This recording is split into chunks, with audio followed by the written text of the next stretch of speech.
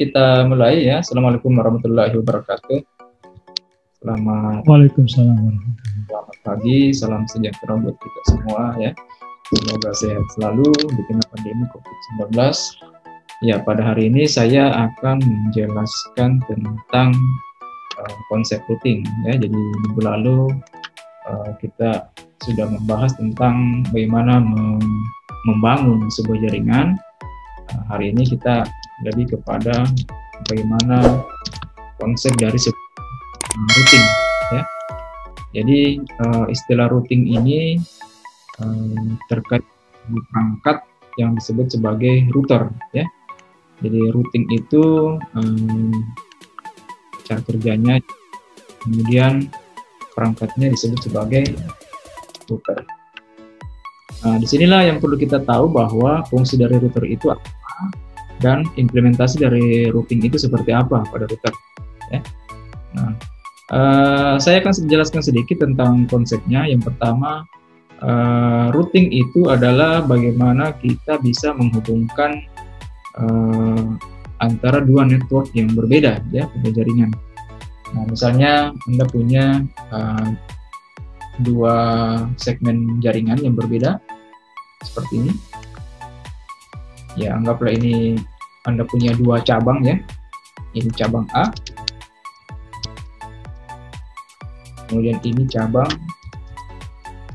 B. Dan masing-masing cabang itu memiliki segmen network yang berbeda ya. Contoh misalnya 192, 168, 1.0/24. Sedangkan untuk B itu 192, 168, misalnya 5.0/24. Nah, sehingga untuk menghubungkan atau misalnya cabang A dengan cabang B ada sebuah layanan yang saling harus diakses, maka untuk menghubungkannya itu harus membutuhkan sebuah perangkat yang dinamakan router ya, seperti itu. Jadi router di sini akan menghubungkan dua segmen network yang berbeda dari cabang A kemudian ke cabang B ya, kurang lebih seperti itu. Di sini istilah network kita sudah jelaskan beberapa waktu yang lalu ya pada konsep IP address. Nah, network itu ya untuk kelas C itu ada 3 oktat ini ya. Nah, jadi kalau misalnya ini saja beda, berarti networknya sudah berbeda ya. Contoh ini kan 1, ini di 5 gitu ya. Jadi yang membedakan itu adalah networknya. Oke. Nah, routing itu kan di beberapa referensi ya, itu dibagi menjadi 2. Yang pertama itu ada namanya routing statik ya. Statik. Dan yang kedua itu ada namanya routing dinamis. Nah, khusus untuk routing statik ini masih menggunakan cara manual ya, dalam menambahkan tabel routing ya. Ya seperti ini. Jadi routing statik ini biasanya digunakan pada jaringan yang skalanya masih kecil atau terbatas ya.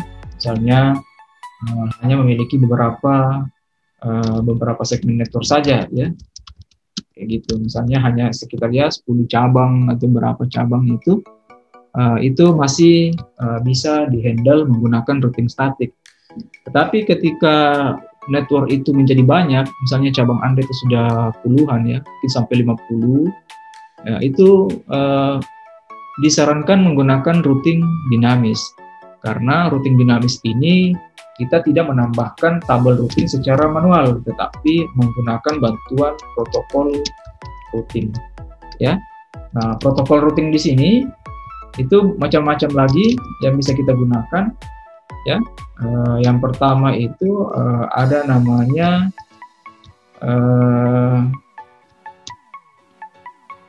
RIP ya, jadi Routing Information Protocol.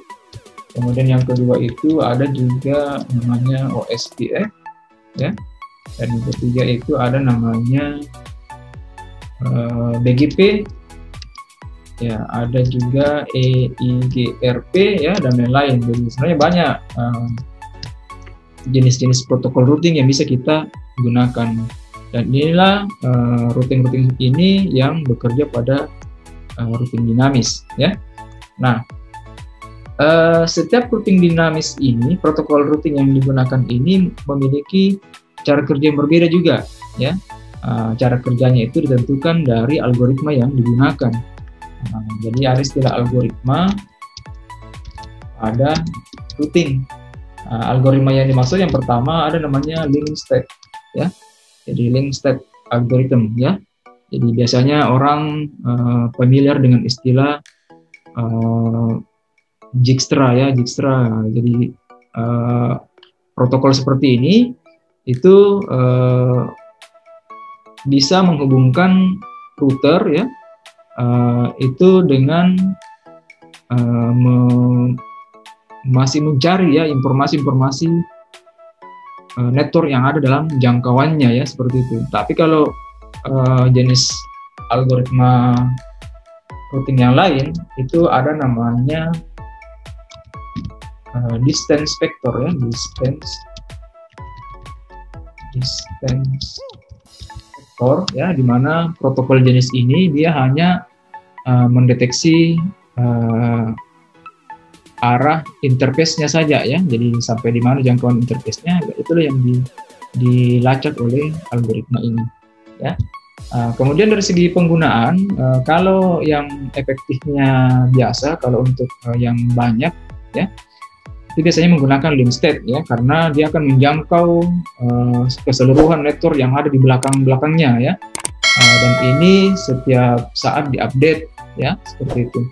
Sedangkan distance vector itu cukup menjangkau interface yang mengarah menuju router tersebut saja, ya, tidak sampai menjangkau di belakang-belakangnya router tersebut. Ini berbeda, ya. Tetapi penggunanya tetap sama saja, itu digunakan untuk bagaimana kita menerapkan routing dinamis, ya, seperti itu.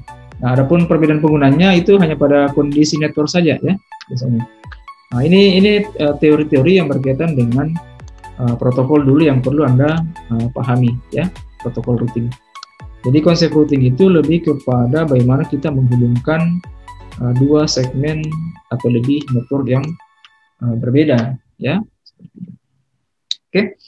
Nah, ini konsepnya dulu. Yang penting Anda tahu dulu, oh ini protokolnya, ya. Kemudian ada dua jenis routing, ada namanya routing statik, ada namanya routing dinamis. Sebenarnya ada juga satu routing yang biasa orang sebut namanya routing default, ya. Nah, routing default ini itu hanya mengarahkan rutenya itu ke satu arah saja untuk menjangkau keseluruhan network yang ada di belakangnya. Ini biasanya routing default biasanya digunakan pada jaringan LAN yang ingin terhubung ke internet, ya. Jadi routing default itu biasanya hanya digunakan untuk terhubung ke jaringan yang memang default saja ke seluruh, ya, terhubung ke semua network yang biasa disimbolkan dengan 0.0.0.0/0, ya. Karena 0 itu dianggap ya semua network, ya. Begitu. Ini 3 jenis routing, ya, yang perlu Anda pahami. Nah, untuk materinya saya sudah masukkan di Emaca, bisa dibuka-buka. Jadi di situ dijelaskan tentang apa itu routing, ya. Kemudian jenis-jenisnya ada statik dengan dinamis, ya. Nah, ini contoh seperti yang saya jelaskan tadi. Untuk statik ini memang administrator yang harus mengentry, ya. Sedangkan dynamic itu menggunakan routing protokol untuk protokol itu adjust, ya, secara otomatis tabel routing yang ada pada jaringan. Ini contoh-contohnya, ya, contoh penerapannya. Ini kita bisa tes menggunakan Cisco Packet Tracer, ya. Nah, sebagai contoh di sini, ini 3 router, di mana router ini anggaplah ini berada di lokasi yang berbeda. Contoh misalnya ini Parepare, ini misalnya Bone, ya, ini Makassar, ya. Nah, kebetulan segmen networknya setiap jaringan yang ada di LAN-nya mereka itu berbeda-beda, ya. Ini contoh penggunaannya. Nah, kemudian setiap area itu dihubungkan menggunakan router, ya. Kalau kita lihat topologi dari router itu selalu memiliki lebih dari satu port, ya. Port yang pertama itu menuju ke network yang akan ditambahkan tombol routing, ya. Port yang satunya itu biasanya dibuka untuk ke router yang lain, ya, yang terhubung seperti itu. Jadi macam-macam saya penggunanya, bahkan ada router yang lebih dari 2, ya. Ini contoh 3. Ini ada 3 portnya, ya. Ini juga ada 2, ya, tergantung topologi sebenarnya, ya. Dan port dari router ini itu disebut sebagai interface, ya. Jadi interface, network interface. Nah, itu konsepnya.